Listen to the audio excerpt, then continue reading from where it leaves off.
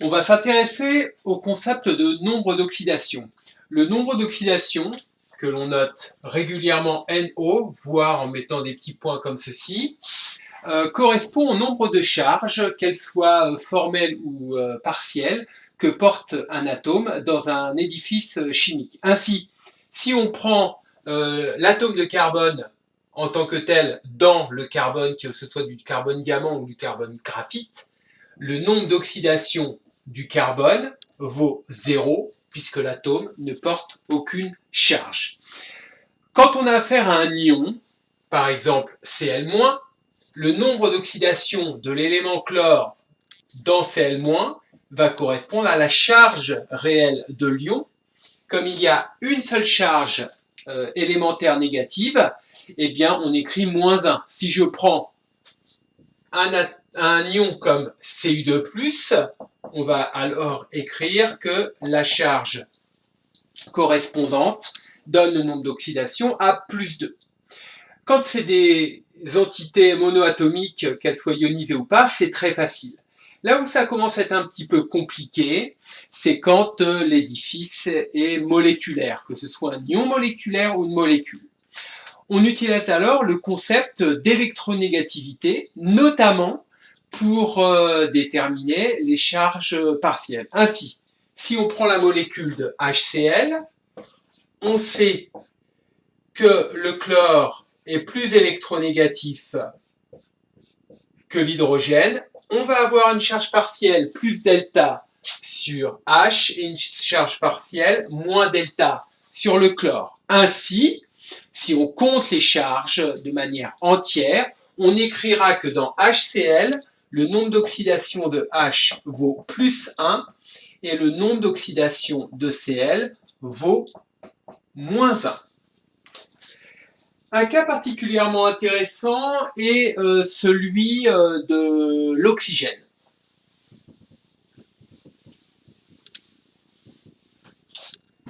Dans la molécule de dioxygène,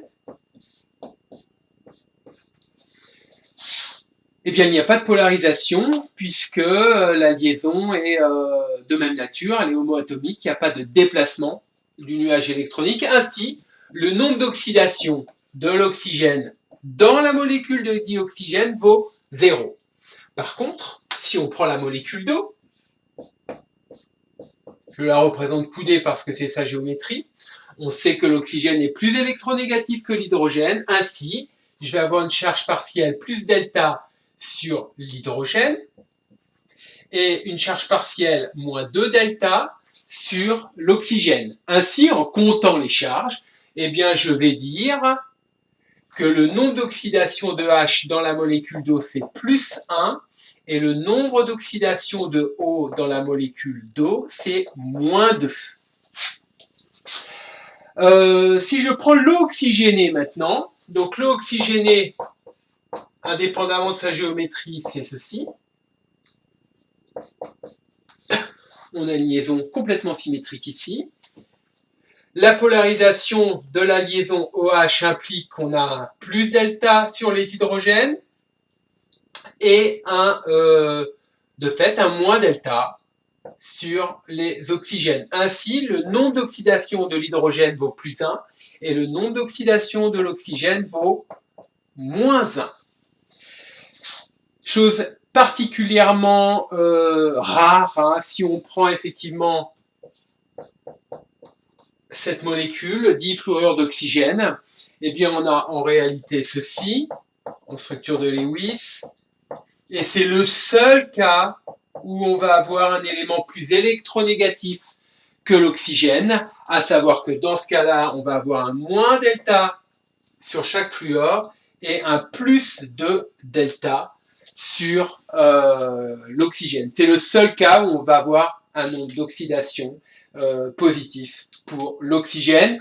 On ne le traitera jamais, c'est pour ça que je le mets entre parenthèses. En définitive, de manière très générale, on peut dire la chose suivante. Dans une molécule où le dioxygène est relié à lui-même, eh bien, il peut y avoir des nombres d'oxydation différents, de -2 pour l'oxygène, mais en règle générale, on pourra avoir On pourra prendre pour l'oxygène un nombre d'oxydation de -2, comme de manière générale, on pourra prendre un nombre d'oxydation pour l'hydrogène de +1, sauf notamment dans la molécule de dihydrogène où son nombre d'oxydation vaut 0. On peut faire quelques applications. Une première application dans le domaine de la chimie organique. Si je regarde la molécule de CH4, on a ceci.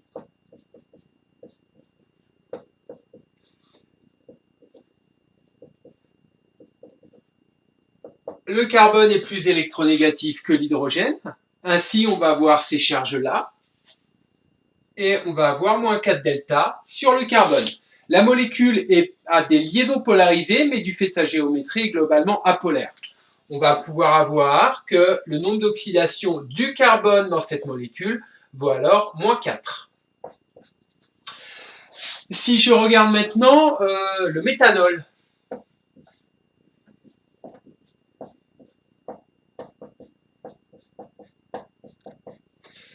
même chose, C est plus électronégatif que H, mais par contre est moins électronégatif que O. On va avoir du plus delta ici, -2 delta sur l'oxygène, et de fait, si je compte 1, 2, 3, 4 plus, 2 moins, 1 moins 2 delta ici, donc je vais avoir le nombre d'oxydation du carbone dans cette molécule qui vaut -2. Si je prends maintenant l'aldéhyde correspondant,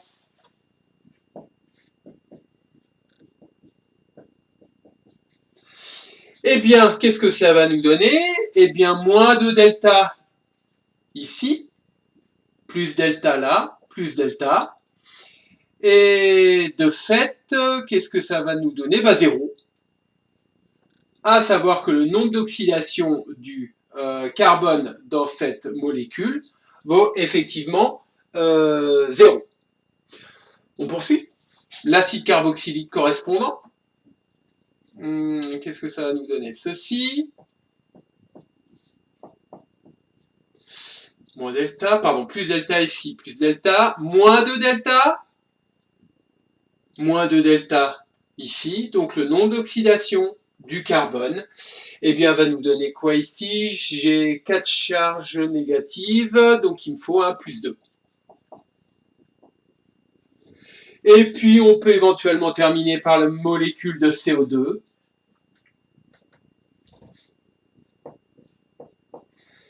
-2 delta, -2 delta, plus 4 delta, donc le nombre d'oxydation, effectivement, du carbone est égal à +4.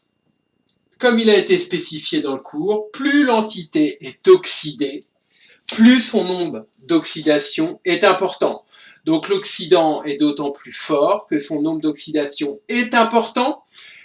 De manière assez imagée, il suffit de dire aussi que plus il y a d'oxygène en réalité dans la molécule, plus vous allez avoir un oxydant fort. Un autre exemple que l'on peut donner, sans pour autant détailler d'ailleurs les structures moléculaires et en gardant notre petite règle sur les oxygènes, prenons le titane métallique. Il est associé à plusieurs formes oxydées, Ti2+, TiO, on peut citer Ti2O3, TiO2. Même chose, l'oxygène est l'élément le plus électronégatif, on va de fait lui associer à chaque fois un nombre d'oxydation qui vaut -2.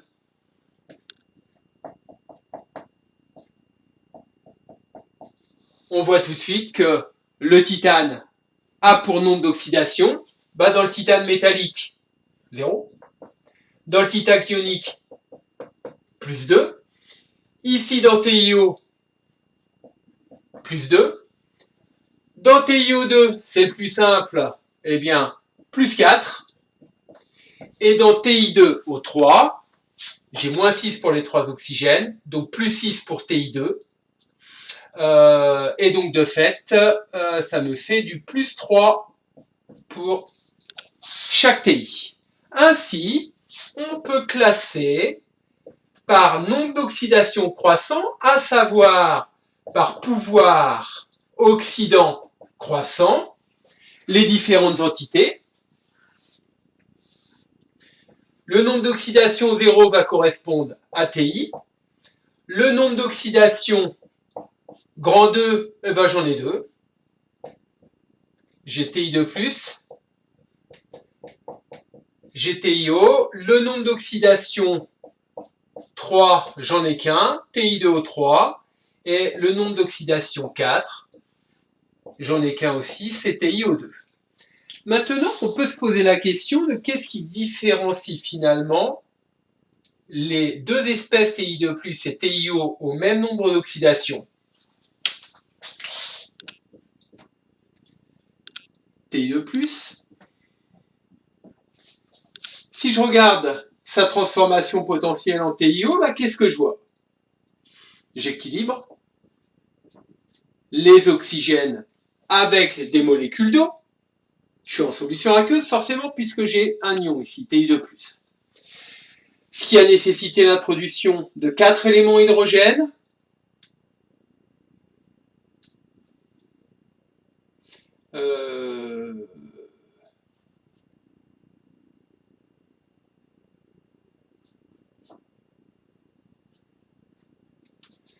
Ça va pas... Il manque quelque chose. Non, il n'y a qu'un seul ici, voilà. Un seul H2O, donc ici 2H+. Voilà. J'ai pas d'électrons, donc il n'y a pas de réaction redox. Effectivement, les nombres d'oxydation sont les mêmes. Donc ceci ne constitue pas un couple oxydoréducteur. Par contre, je me rends compte de quoi? H+ est un acide. C'est en fin de compte H3O+, hein, dont la base conjuguée n'est autre que H2O. Ainsi, les deux éléments ici sont également associés au cours d'un processus acido-basique. L'acide a forcément réagi avec une base, et cette base a forcément réagi avec l'acide. Ainsi, TI2+, TiO est tout simplement un couple acide-base. On se retrouve, attention, avec des oxygènes supplémentaires ici, mais qui ne modifient pas le caractère oxydoréducteur, par contre, qui fait en sorte que plus il y a d'oxygène ici, plus on va pouvoir considérer à NO constant que l'entité est davantage basique.